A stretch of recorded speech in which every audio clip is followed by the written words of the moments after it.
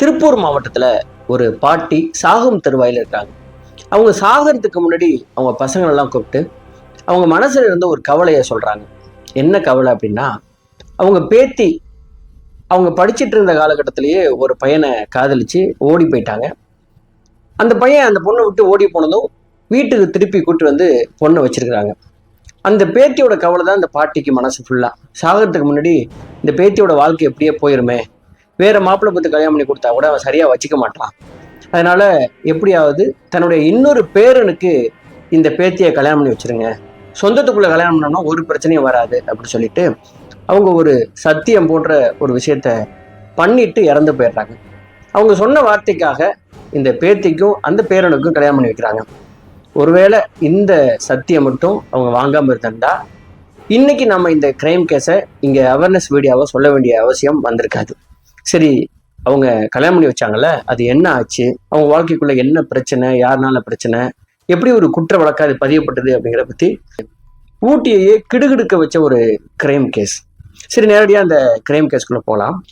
அது நவம்பர் 18 அன்னைக்கு காலையில ஊட்டி கூடலூர் மலைப்பாதையில நடுவட்டம் அப்படிங்கிற ஒரு பகுதி இருக்குது. அந்த பகுதியில போயிட்டு இருந்த டூரிஸ்ட் எல்லாம் அந்த காலையில இயற்கையை ரசிக்கிறதுக்காக காருக்கு வெளியில தலையை நீட்டி அப்படியே பார்த்துட்டே வரும்பொழுது அவங்க கண்ணில் பட்ட ஒரு காட்சி மிகப்பெரிய பீதியை கிளப்பியிருந்தது. என்ன அப்படி பார்த்தாங்கன்னா, அங்க ஒரு ஆண் பிணம், அது முகம்லாம் தெரியாத அளவுக்கு ஒரு கொடூரமா சிதைக்கப்பட்டு பாதி எரிஞ்சு போன நிலையில கடந்தது. இதை பார்த்து அலறி அடிச்ச டூரிஸ்ட் எல்லாம் என்ன பண்றாங்க, இந்த நடுவட்டம் போலீஸ் ஸ்டேஷனுக்கு ஃபோன் பண்ணி இந்த மாதிரி ஒரு பிணம் இங்கே இருக்குது, நீங்கள் தயவு செஞ்சு வந்து பாருங்க அப்படின்ற மாதிரி அவங்க இன்ஃபர்மேஷன் கொடுக்குறாங்க. இதை கேள்விப்பட்டதும் ஒரு போலீஸ் டீம் அங்கே வருது. அவங்க வந்து பார்த்தா அந்த இடத்த அவங்க பரிசோதனை பண்ணி பார்க்கும்போது அந்த பிணத்துக்கு 30லேருந்து 35 வயது இருக்கலாம். அது ஒரு ஆண் பிணம். அந்த சடலத்தில் முகம் அப்படிங்கிற ஒன்றே இல்லாத அளவுக்கு கல்லுனால நல்லா அப்படியே சிதைக்கப்பட்டிருக்குது. கொஞ்சம் கூட இந்த முகத்திலேருந்து இது இன்னாரு அப்படின்னு கண்டுபிடிக்க கூடாதுங்கிறதுக்காக பண்ண மாதிரியே அப்படியே நச்சிருக்கிறாங்க.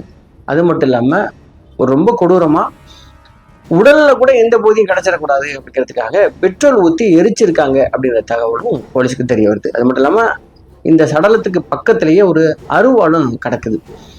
ஃபோரன்சிக் டிபார்ட்மெண்ட் வந்து இந்த டோட்டலாக இந்த இடத்த ஆய்வுக்கு உட்படுத்தி வேற என்ன தடயங்கள்லாம் இருக்குதுன்னு சொல்லிட்டு எல்லாத்தையுமே அவங்க கைப்பற்றாங்க.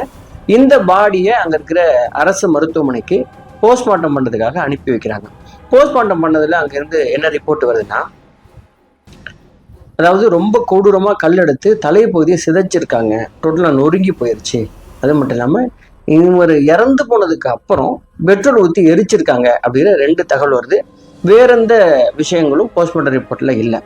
இப்போ போலீஸ் டிபார்ட்மெண்ட் என்ன பண்ணுறாங்கன்னா, இந்த பிணம் யாருடையது, இது உள்ளூர்காரா அப்படின்னு சொல்லிட்டு ஊட்டி முழுவதும் இப்படிப்பட்ட வேற ஏதாவது மிஸ்ஸிங் கேஸ் இருக்கா, இந்த மாதிரி ஆண் ஏதாவது காணா போயிருக்கிற தகவல் இருக்குதா அப்படின்னு சொல்லிட்டு ஃபுல்லாக அவங்க என்கொயரி பண்ணுறாங்க. அந்த மாதிரி எதுவுமே பதிவு பண்ணப்படவில்லை. இப்படிப்பட்ட சூழல்ல அங்க இருந்த ஒரு போலீஸ்க்கு ஒரு முக்கியமான தடயம் ஒன்று கிடக்குது. என்ன அப்படின்னா, அந்த பாடி இருந்த இடத்துல இவர் மேல எரிஞ்சிருந்த எஞ்சிய சட்டை துணி பகுதியில ஒரு சின்ன பீஸ் ஒன்று கிடைக்குது. அதுல என்ன இருக்குதுன்னா, அந்த சட்டை எங்க தச்சிருக்காங்க அப்படிங்கிற டீட்டெயில் அதுல இருக்குது. எங்க தச்சிருக்காங்க அப்படின்னா, திருப்பூர் பகுதியை சேர்ந்த ஒரு டெய்லரிங் ஷாப்ல அவங்க தச்சிருக்கதா அந்த டெய்லர் கடை பேர் போட்டிருக்காங்க. இது ஒன்று போதுமே போலீஸ்க்கு. உடனடியாக ஒரு டீம் அங்கிருந்து திருப்பூருக்கு போய் அந்த டெய்லரிங் ஷாப்பை அவங்க தேடுறாங்க. ஆனால் அவங்களால தேடி கண்டுபிடிக்க முடியல. அது எந்த மூலையில் இருக்கோ எந்த பகுதியில் இருக்கோ அவங்களால கண்டுபிடிக்க முடியல. உடனடியாக அங்கே இருக்கிற எல்லா போலீஸ் ஸ்டேஷனுக்கும் அவங்க போய் நவம்பர் 18 ஒரு பிணம் ஊட்டியில் கிடைச்சது, அதே டேட்ல இங்கே ஏதாவது மிஸ்ஸிங் கேஸ் பதிவாயிருக்குதா அப்படின்னு சொல்லிட்டு அவங்க விசாரிக்க ஆரம்பிக்கிறாங்க. அப்படி அவங்க விசாரிச்சதுல திருப்பூர் நல்லூர் பகுதியில் ஒரு வழக்கு பதியப்பட்டிருக்கிறது. எந்த டேட்ல இவங்க பிணத்தை கண்டெடுத்தாங்களோ அதே டேட்ல என்னுடைய மகனை காணா அப்படின்னு சொல்லிட்டு அவங்க அப்பா வந்து ஒரு கம்ப்ளைண்ட்டை கொடுத்திருக்கிறார் நல்லூர் பகுதியில். இந்த டேட் ரெண்டும் சிமிலரா இருந்ததுனால இவரை கூப்பிட்டு விசாரிச்சா நமக்கு ஏதாவது தகவல் கிடைக்க வாய்ப்பு இருக்கு அப்படின்னு சொல்லிட்டு போலீஸ் அந்த கம்ப்ளைண்ட் கொடுத்த நபரை கூப்பிடுறார். அந்த நபர் அங்கேருந்து வர்றார். அவர் பேரு அழகிரி. இந்த அழகிரி யார் அப்படின்னா, இவர் ஒரு முன்னாள் காவல்துறை அதிகாரி. இவர் தேனி மாவட்டத்தை சேர்ந்தவர். சரிங்க, உங்க பையன் என்ன வேலை பார்க்குறாரு, எப்படி காணா போயிட்டாரு அப்படின்னு சொல்லிட்டு அவங்க கேட்குறாங்க. என்னுடைய பையன் பேரு கண்ணன், திருப்பூர் மாவட்டத்தில் பனியன் கம்பெனியில் வேலை பார்த்துட்டு இருந்தான். என்னுடைய பையனை ஒரு வாரத்துக்கு மேலே காணலை. நான் அன்னையிலேருந்து தேடிட்டே இருக்கேன், என் பையனை கண்டுபிடிக்க முடியல. அதனால தான் நான் கம்ப்ளைண்ட்டை ரைஸ் பண்ணேன். என்ன ஒரு குடும்பம்னா, வயசான காலத்தில் என் பையனை காணான்னு சொல்லிட்டு நானே இவ்வளோ தேடுறேன், என் மருமகளுக்கு கொஞ்சம் கூட அக்கறை இல்லைங்க அப்படிங்கிற தகவலை பதிவு பண்ணுறார் அந்த முன்னாள் போலீஸ் அதிகாரி. உடனே அவங்களுடைய மருமகளை கூப்பிட்டு, என்னம்மா ஆச்சு, எங்கே போயிட்டாரு உங்கள் வீட்டுக்காரு அப்படின்னு சொல்லி போலீஸ் கேட்குறாங்க. அதுக்கு அந்த அம்மா முன்னுக்கு பின் முரணா பதில் சொல்கிறாங்க. அவர் டாக்ஸி ஓட்டிட்டு இருந்தாரு, எங்கேயாவது வெளியூர் போயிருக்கிறாரு அப்படின்னா, டாக்ஸி எங்கன்னா, டாக்ஸி வீட்டில் தான் இருக்குது. அப்போ எங்கே தான் போயிட்டாரு அப்படின்னா, மாற்றி மாற்றி அந்த அம்மா பேசிகிட்டே இருக்காங்க. இந்த பெண் பேர் ராணி. இந்த பெண்ணை கூப்பிட்டு, சரி உங்ககிட்ட ஏதோ ஒரு தப்பாக இருக்குது, ஏதோ மறைக்கிறாங்க அப்படின்னு உணர்ந்த போலீஸ் அந்த பெண்ணை போலீஸ் ஸ்டேஷனுக்கு கூப்பிட்டு அவங்கள விசாரிக்க ஆரம்பிக்கிறாங்க. போலீஸோட விதத்தில் அவங்க விசாரிக்க ஆரம்பிக்கும் போது தான் மொத்த உண்மையும் அங்கே தெரிய வருது. சரி, இந்த குற்றம் நடக்கிறதுக்கு முன்னாடி இந்த குற்றத்தில் ஈடுபட்ட இந்த ராணி யாரு, ராணுடைய கணவன் யாரு, இவங்க எந்த ஊரை சேர்ந்தவங்க அப்படிங்கிற அந்த விஷயத்துக்குள்ள போனோம் அப்படின்னா, இந்த ராணியுடைய கணவர் பேரு கண்ணன். இந்த கண்ணனுடைய அப்பா தான் அழகிரி, அவங்க அம்மா பேரு முத்துலட்சுமி. அழகிரி முத்துலட்சுமி தேனி மாவட்டத்தை சேர்ந்தவங்க. தேனியில தான் அவர் போலீஸா ஒர்க் பண்றாரு. அவர் ரிட்டையர்ட் ஆனதுக்கு அப்புறம் இந்த திருப்பூர் மாவட்டத்துல 2004 செட்டில் ஆயிடுறாரு. ஏன்னா அங்க சொந்தக்காரங்க எல்லாருமே இங்க இருக்காங்க அப்படின்றதுனால. 2005 இந்த கண்ணனுக்கு ஒரு திருமணம் நடக்குது. யாரு திருமணம் பண்ணிக்கிறாருன்னா, 2004 இங்க செட்டில் ஆனதுக்கு அப்புறம் கண்ணன் ஒரு பொண்ணை லவ் பண்றாரு. அதே பொண்ணை வீட்டுல சொல்லி சின்ன சின்ன சண்டைகள்லாம் இருந்தா கூட அந்த பொண்ணை கல்யாணம் பண்ணி வச்சிடறாங்க. வீட்டுல நல்லாதான் வாழ்ந்துட்டு இருக்காங்க.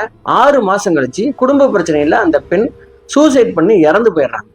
மனைவி இறந்து போன வருத்தத்துல கண்ணன் தாடி வச்சுட்டு பயங்கர சோகமா சுத்திட்டே இருக்கும்போது அப்பா அம்மா இந்த பையனை இப்படியே விட்டுறக்கூடாது, உனக்கு ஒரு வாழ்க்கை அமைச்சு கொடுக்கணும் அப்படின்னு சொல்லிட்டு தீவிரமா பெண் தேடி அலைஞ்சிக்கிட்டு இருந்திருக்கிறாங்க. இதே சூழல்லாம் இந்த கதையோட ஆரம்பத்துல நான் சொன்ன மாதிரி இந்த முத்துலட்சுமியுடைய சொந்த அண்ணன் மகள் தான் இந்த ராணி. அவங்க அப்ப ஸ்கூல் படிச்சிருந்திருக்காங்க. அவங்க பக்கத்துல இருந்த ஒரு பையனை காதலிச்சுட்டு அந்த பையன் கூடவே ஓடி போயிட்டாங்க.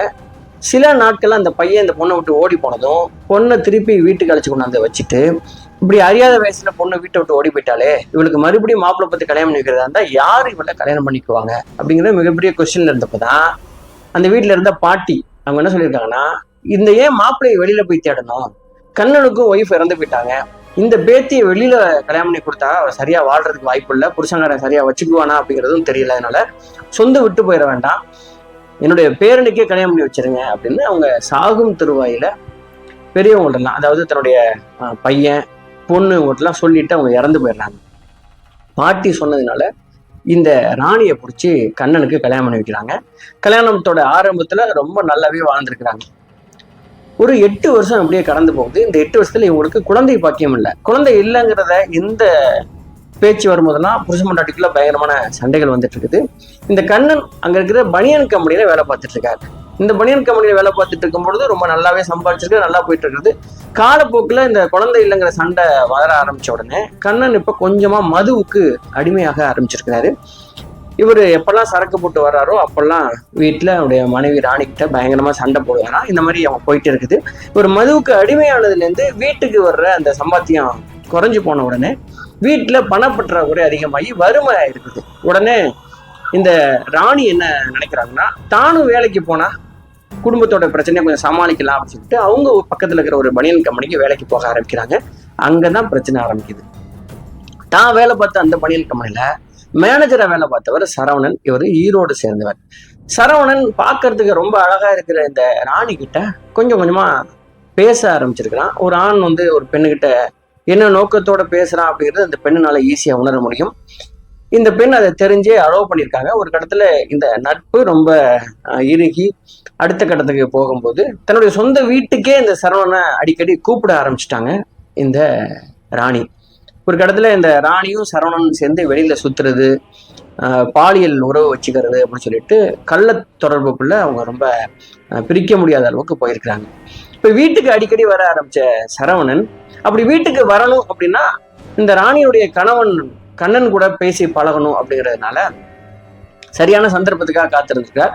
ஒரு நாள் வீட்டுக்கு சரவணனை வர வச்ச ராணி தன்னுடைய கணவன் கண்ணன் கிட்ட அறிமுகப்படுத்திருக்கிறாங்க. என்னன்னா, இவர் என்னுடைய மேனேஜருங்க, ரொம்ப நல்லவர் அப்படின்னு சொன்ன உடனே 2 பேரும் அப்படியே அறிமுகமாகி பேசிட்டே இருக்காங்க. நீங்க என்ன வேலை பார்க்குறீங்க பாஸ் அப்படின்னு சொன்னேன். நானும் ஒரு பனியன் கம்பெனில வேலை பார்க்குறேங்க, வருமானம் பத்தலை அப்படின்னு சொன்ன உடனே இந்த சரவணன் சொல்லியிருக்காரு, ஏங்க நீங்க பாக்குறதுக்கு ரொம்ப நல்லவரா இருக்கீங்க, நீங்க ஏன் அப்படி கஷ்டப்படுறீங்க, நானே என்னுடைய சொந்த காசுல உங்களுக்கு கார் ஒண்ணு வாங்கி தர்றேன், அந்த காரை ஓட்டி நீங்க எனக்கு உங்களால முடிஞ்ச அளவுக்கு நல்லா கொஞ்சம் கொஞ்சமா நீங்க பணத்தை கொடுங்க, மற்றபடி ஒன்றும் பிரச்சனை இல்லை, உங்க பிரச்சனையை நீங்க சரி பண்ணிக்கங்க அப்படின்னு சொன்ன உடனே அந்த கண்ணன் விவரம் தெரியாம அந்த காரை சரவணன்கிட்ட இருந்து வாங்கிடுறாரு. டாடா இண்டிகா வாங்கி கொடுக்குறாப்புல. இப்போ பனியன் கம்பெனில வேலை பார்த்துட்டு இருந்த கண்ணன் கார் டிரைவரா மாறின உடனே கார் எடுத்துட்டு வெளியூருக்கு போக ஆரம்பிக்கிறார். போனா 4-5 நாள் வர்றதுக்கு ஆகும். இப்போ ஏன் கார் வாங்கி கொடுத்தாருன்னு உங்களுக்கு புரியுது அந்த சரவணன். சரவணனோட ஐடியா என்ன அப்படின்னா, தான் வாங்கி கொடுத்த காரை இந்த கண்ணன் ஓட்டட்டும் தான் அப்படிங்கிறதுனால இந்த காரை வாங்கி கொடுத்து அவர் வெளியூருக்கு அனுப்பிச்சிட்டு ரொம்ப ஈஸியா அதுக்கப்புறம் வீட்டுக்கு வந்துட்டு இந்த ராணி கூட பாலியல் உறவுக்குள்ள இருந்திருக்கிறா. இப்படியே போயிட்டு இருக்கும் பொழுது இப்போ வெளில போன கண்ணன் வீட்டுக்கு வந்து தானே ஆகணும். அப்படி வரும்போதெல்லாம் பக்கத்துல இருந்தவங்கலாம் சொல்லியிருக்காங்க, உன் வீட்டுக்கு அடிக்கடி யாரோ ஒருத்தன் வந்துட்டு போயிட்டு இருக்கான், டே நைட்டா வந்து போயிட்டு இருக்கான், என்னன்னு கொஞ்சம் கண்டிப்பாகணுன்னு. அப்பதான் இந்த கண்ணனுக்கு விஷயம் தெரிய வருது, ஆகா நம்ம ஏமாந்துட்டோம் அப்படின்னு. உடனே இந்த சரவணனை கூப்பிட்டு பயங்கரமா சண்டை போட ஆரம்பிச்சிருக்கார். ஒரு கட்டத்துல இது பெரும் பிரச்சனையா மாதிரி இந்த ராணிக்கும் சரவணனுக்கு இருந்த கள்ளத்தொடர்பை விட முடியாம கணவனையும் சமாளிக்க முடியாம என்ன பண்றதுன்னு சொல்லிட்டு மண்டையை பிச்சுட்டே இருந்திருக்காங்க. வீட்டை விட்டு வெளியில போயெல்லாம் இவங்க பாலியல் உறவுகள் இருந்தாலும் வீட்டுக்கு வந்து பண்றதுதான் அவங்களுக்கு ரொம்ப ஈஸியா இருந்திருக்குது, வெளியில எல்லாம் போகாம. இப்ப இதை எப்படி சமாளிக்கலாம் அப்படின்னு யோசிச்சவங்க ஒரு கட்டத்துல ராணியும் சரவணனும் சேர்ந்து முடிவு பண்ணிருக்காங்க, இந்த கண்ணை நம்ம தீர்த்து கட்டிட்டோம் அப்படின்னா நமக்கு ஒரு பிரச்சனை இல்லாம நம்ம 2 பேரும் இப்படி தவறான உறவுகள் இருக்கலாம் அப்படின்னு முடிவு பண்ணியிருக்காங்க. அதுக்காக அவங்க தேர்ந்தெடுத்த நாள் தான் நவம்பர் 17. நவம்பர் 17 அன்னைக்கு சரவணன் வீட்டுக்கு வந்திருக்காரு. அன்னைக்கு கண்ணனும் இருந்திருக்கிறாரு. இந்த 3 பேரும் உட்காந்து பேசியிருக்காங்க. அப்போ நம்ம 3 பேருக்குள்ளேயும் பயங்கரமான பிரச்சனை, ரொம்ப மனசெல்லாம் ரொம்ப கஷ்டமா இருக்கு, அதனால நம்ம வந்து எங்கேயாவது வெளியில போலாமா, ஊட்டிக்கு போலாமா, போயிட்டு ஒரு விசிட் போயிட்டு வந்து நம்ம பிரச்சனை எல்லாம் பேசி நம்ம சரி பண்ணிக்கலாம் அப்படி கூப்பிட்டுருக்காங்க. இந்த கண்ணனும் அதுக்கு ஒத்துருக்கிறார். இந்த 3 பேரும் சேர்ந்து அன்னைக்கு கிளம்புறாங்க. அப்படி கிளம்பும் போதுதான் ஊட்டி கூடலூர் சாலையில நடுவட்டம் அங்க ஒரு அணை இருக்கு, அது பக்கத்துல போயிட்டு இருக்கும் போது சரியா மணி 11:30 மணி.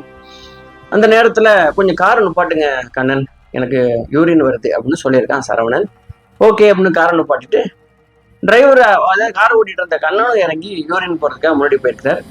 இவங்க ரொம்ப தயாரா தானே போனாங்க, ஒரு கொலை திட்டத்தோட தானே போனாங்க. ஸோ ஒரு சின்ன அருவா ஒன்று கார்லயே எடுத்துட்டு வந்திருக்கிறான். அந்த அருவா எடுத்துட்டு பின்னாடி போயிட்டு கண்ணனுடைய கழுத்துல ஒரே போட்ட உடனே அப்படியே ரத்த வெள்ளத்துல சரிஞ்சிருக்கிறாரு கண்ணன். ஓடி போயிட்டு அங்க இருக்கிற கல் எடுத்து முகத்தை அப்படியே செதைக்க ஆரம்பிச்சிருக்கிறான். அப்படியே அந்த இடத்துல துடிச்சு இறந்து போயிருக்காரு. இதெல்லாம் வேடிக்கை பார்த்துட்டே இருந்திருக்காங்க மனைவி ராணி. ஒரு கட்டத்துல பாடி அங்கேயே போட்டுட்டு நைட்டுங்கிறதுனால இது யாருக்குமே தெரியல, அங்கிருந்து கார் எடுத்துட்டு 2 பேரும் போய் கொஞ்சம் தூரத்துல இருக்கிற ஒரு பெட்ரோல் பங்க்ல ஒரு பாட்டில்ல பெட்ரோல் வாங்கிட்டு வந்துட்டு இந்த பாடி மேல முழுசா ஊத்தி எதுவுமே தெரிஞ்சிடக்கூடாது அப்படிங்கிற லெவலுக்கு எரிய விட்டுட்டு அங்கிருந்து கார்ல கிளம்பி திருப்பூர் வந்துட்டாங்க. வந்த உடனே அந்த காரை கொண்டு போயிட்டு ஒரு மெக்கானிக் ஷாப்ல விட்டு ஃபுல்லா வாட்டர் சர்வீஸ் பண்ணிட்டு அந்த டாக்ஸி ஒரு கம்பெனில அட்டாச் பண்ணி ஓடிட்டு இருந்தாங்கல்ல, அங்க போயிட்டு இனிமே கண்ணன் வர மாட்டார், அவர் வேற வேலைக்கு போயிட்டாரு, அதனால நீங்க ஒரு வேற டிரைவர் வச்சுக்கீங்க, இந்த காரை யூஸ் பண்ணீங்க அப்படின்னு அங்க சொல்லிட்டு நேரா கொண்டு வந்து இந்த ராணியை வீட்டுல விட்டுட்டு சரவணன் ஈரோடுக்கு போயிட்டார். அதுக்கப்புறம் அடுத்த நாள் வந்து இந்த கண்ணனுடைய அண்ணன் அழகிரி இருக்கார்ல, முன்னாள் போலீஸ்கார், அவர் என் பையனை காணா, போனும் ரீச் ஆகல, எங்கன்னு கேட்கும்போது மருமகள் சொல்லியிருக்காங்க, தெரில மாமா எங்கேயோ வெளில போனாரு, இப்படியே சொல்லி சமாளிச்சுட்டே இருந்திருக்காங்க. 2-3 நாள் என்னொன்னே இவருக்கு பயங்கரமான பதட்டம், என்ன பையனை காணா ஆனா இவ வந்து பேசாம இருக்காளே அப்படின்னு சொல்லிட்டு அந்த பதட்டத்தோட உச்சத்துலதான் அவர் போய் கம்ப்ளைண்ட் பண்ணிருக்கிறாரு. மருமகள் கொலை பண்ணிருப்பாங்கிற லெவலுக்கு அவர்னால ஜட்ஜ் பண்ண முடியல. அவர் என்ன நினைச்சிருக்காருன்னா, என்ன இப்படி அக்கறை இல்லாம இருக்கா அப்படிங்கிற மாதிரி தான் அவர் நினைச்சிருக்காரு. ஆனா கடைசியில விசாரிச்சுக்கும் போது தன்னுடைய மருமகளே கள்ளக்காதலனோட சேர்ந்து தன்னுடைய மகனை கொண்டதை கேட்டு அந்த அப்பா அம்மா 2 பேரும் துடிச்சு போயிருக்காங்க. அவங்க சம்மந்தப்பட்ட அந்த இன்டர்வியூஸ்லாம் யூடியூப்ல இருக்கு, நீங்க செக் பண்ணி பாருங்க. அதுக்கப்புறம் போலீஸ் இந்த 2 பேரையும் அரெஸ்ட் பண்ணி அவங்கள சிறைக்கு கொண்டு போனாங்க. கோர்ட்ல இந்த வழக்கு நடந்துட்டு 2 பேருக்கும் ஆயுள் தண்டனை விதிக்கப்படுது. இவங்க 2 பேருமே ஜெயில தான் இருக்காங்க. இப்ப இந்த கிரைம் கேஸை பொறுத்தவரை எனக்கு என்ன தோணுச்சு அப்படின்னா, உங்க வீட்டுல இருக்க பெரியவங்க சொல்றாங்க அப்படிங்கிறதுனால தயவு செஞ்சு விருப்பம் இல்லாத கல்யாணத்தை பண்ணி வைக்காதீங்க. ஒண்ணு, ஒருவேளை அந்த மாதிரி பண்ணி வைக்காம இருந்தா ராணி தனக்கு பிடிச்ச மாதிரி அவங்க எங்கேயாவது போய் அவங்க வாழ்ந்திருக்கலாம், இப்படிப்பட்ட மாடல் நடந்திருக்காது. இன்னொரு விஷயம், இந்த ராணியுடைய கேரக்டரை பொறுத்தவரை ஆல்ரெடி அவங்க ஒரு இடத்துல ஓடி போயிட்டு அதுக்கப்புறம் கல்யாணம் பண்ணி இன்னொரு இடத்துக்கு போன இடத்துல ஒரு கள்ளக்காதல் வச்சு உங்களுக்கு ஒருத்தனை பிடிச்சிருக்கு அப்படின்னா அந்த கணவன்கிட்ட ரொம்ப டீசெண்டா எனக்கு உங்களை பிடிக்கல, வேற ஒருத்தனை தான் பிடிச்சிருக்கு, எனக்கு டைவர்ஸ் கொடுங்க அப்படின்னு சொல்லிட்டு ரொம்ப டீசெண்டா டைவர்ஸ் கொடுத்துட்டு டைவர்ஸ் வாங்கிட்டு நீங்க சம்பந்தப்பட்ட நபர் கூட நீங்க நல்லாவே காதல் பண்ணலாம். கள்ளக்காதலா இல்ல, கல்யாணம் பண்ணிட்டு சந்தோஷமா இருக்கலாம். நீங்க அவர்கிட்டயும் போயிட்டு இன்னொரு கள்ளக்காதலை உருவாக்கி அவரை கொள்றதுக்கு பிளான் பண்ணீங்கன்னா அதுக்கு வேற வழி இல்லை, உங்க கேரக்டரா இருக்கலாம். ஆனா கொள்றதுக்கு உங்களுக்கு தைரியம் இருக்கிற நீங்க ஏன் ஒரு டிவோர்ஸ் வாங்கிட்டு நிம்மதியா வாழக்கூடாது? அதே மாதிரி இந்த கண்ணனுக்கும் தான் பொண்டாட்டி ஒருத்தன் கூட தப்பா இருக்கிறா அப்படின்னு தெரிஞ்சும் அவன் வாங்கி கொடுக்குற அந்த காரை ஏன் வாங்கணும்? அப்ப இவனுடைய நோக்கம் தான் என்ன?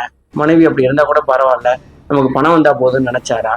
இதுக்கு இந்த அவர் எந்த இடத்துல இப்படி தன்னுடைய அந்த மனைவி கள்ளக்காதலன் கூட சேர்ந்து டூர் போறதுக்கு சம்மதிச்சாரு?